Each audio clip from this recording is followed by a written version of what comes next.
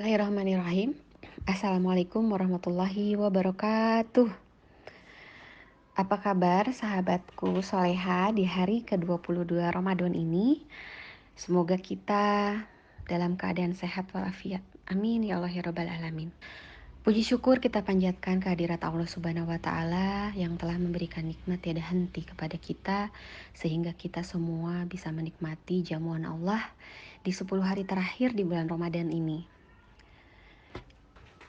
Salawat serta salam tak lupa kita selalu sanjungkan kepada baginda Rasulullah Sallallahu Alaihi Wasallam beserta keluarga, sahabat, tabiin-tabiinnya sampai pada kita semua sebagai umatnya di akhir zaman.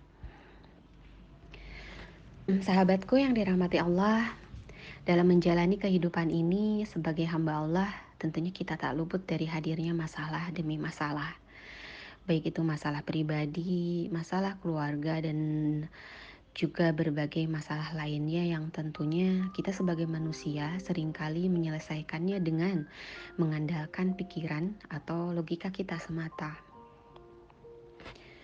Ada waktu di mana kita dapat menceritakan masalah-masalah kita kepada teman, sahabat, atau mungkin kepada keluarga kita sebagai cara kita untuk mencari solusi atau hanya sekedar berbagi cerita. Namun tentunya itu dilakukan untuk mendapatkan kepuasan semata dengan mengurangi beban yang ada di dalam pikiran kita. Tapi sadarkah kita bahwa kita hidup di dunia ini karena ada yang menciptakan kita? Kita hidup di dunia ini juga ada yang mengatur kita. Kita hidup di dunia ini juga ada yang memberikan nikmat kepada kita. Siapakah itu? Allah Subhanahu wa Ta'ala yang Maha Agung dan Maha Kaya. Dalam upaya kita mencari jalan keluar atau menyampaikan harapan-harapan kepada Sang Maha Pencipta, kita dapat menyampaikannya dalam sholat dan juga berdoa kepadanya. Namun tidak jarang pula dari sekian harapan dan doa kita ada yang belum terwujud. Adakah dari sahabatku semua yang mengalami hal itu? Tentu jawabannya iya. Allah Maha mengetahui apa saja yang patut dikabulkan saat ini atau menyimpannya dalam kebahagiaan kita di lain waktu atau bahkan di akhirat nanti. Dalam berdoa kepada Allah, kita harus memperhatikan tujuan dari doa kita. Jangan sampai salah, kita terfokus pada hanya isi doanya saja, namun kita mengabaikan siapa pengabul doa tersebut. Ibaratnya, dari kita berdoa kepada Allah untuk meminta dilancarkan rezeki. Banyak dari kita secara manusiawi pasti berpikir atau fokus pikiran ini mementingkan isi doanya, yaitu rezeki yang lancar. Sesungguhnya yang utamanya yaitu mengharapkan ridho dari Allah, dan sering kita lupakan. Kita meminta kepada Allah namun kita tidak mencuri perhatiannya melalui pujian-pujian kepada Allah dan melengkapi dengan ibadah-ibadah lainnya yang membuat Allah menjadi sayang dan cinta pada kita. Jadi bagaimana Allah bisa mengabulkan doa kita kalau kita tidak berusaha menjadi yang Allah perintahkan? Memantaskan diri untuk mendapatkan pengabulan doa tentunya juga harus diikuti dengan menata diri untuk memperbaiki ibadah-ibadah wajib dan juga yang sunnah. Bila diri ini sudah pantas untuk menerima, artinya Allah akan memberikan pengabulan doa kita. Sebaliknya, bila kita belum siap menerimanya, maka Allah lebih tahu untuk menangguhkan apa-apa yang kita minta dalam doa tersebut. Sahabatku yang dirahmati Allah,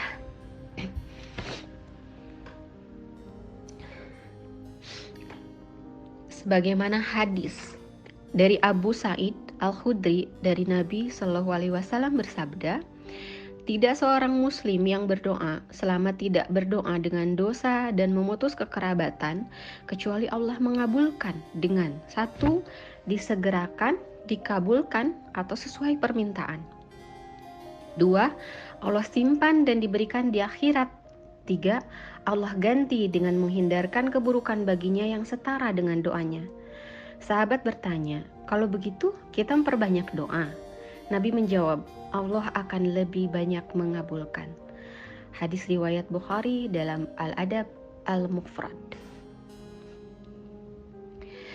Dalam hadis tersebut sudah jelas disebutkan bahwa Allah akan mengabulkan doa kita. Jadi jangan pernah putus asa, teruslah berdoa, teruslah meminta, dan teruslah memantaskan diri untuk mendapatkan rahmat Allah dan mendapat ridho Allah.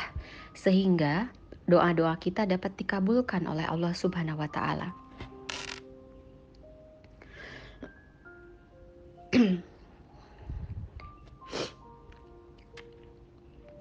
Dalam bulan suci Ramadan ini, marilah kita memperbanyak amalan-amalan soleh, sehingga doa-doa kita tentunya doa yang baik, segera Allah kabulkan di waktu yang tepat.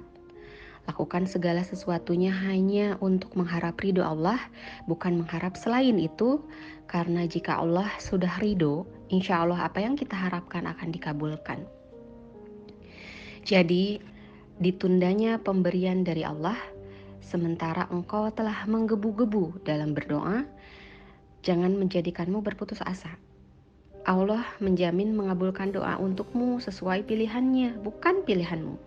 Di waktu yang Dia kehendaki, bukan di waktu yang kau kehendaki. Kita senantiasa diperintahkan untuk bersabar dan tidak berburuk sangka kepada Allah Subhanahu wa taala ketika merasa doa kita tak kunjung dikabulkan. Jika tidak segera doa tersebut dikabulkan, mungkin Allah Subhanahu wa taala memberinya dalam bentuk kebaikan lain. Yakinlah bahwa Allah Subhanahu wa taala Maha mengetahui apapun yang terbaik untuk hambanya. Jadi sudah sepantasnya kita harus melakukan hal terbaik yang kita bisa. Dan di penghujung kajian Indra hari ini, saya mengajak kepada para sahabat semua untuk terus meningkatkan ketakwaan kepada Allah Subhanahu wa taala dan juga jangan pernah berputus asa dalam berdoa. Selamat menjalankan ibadah puasa.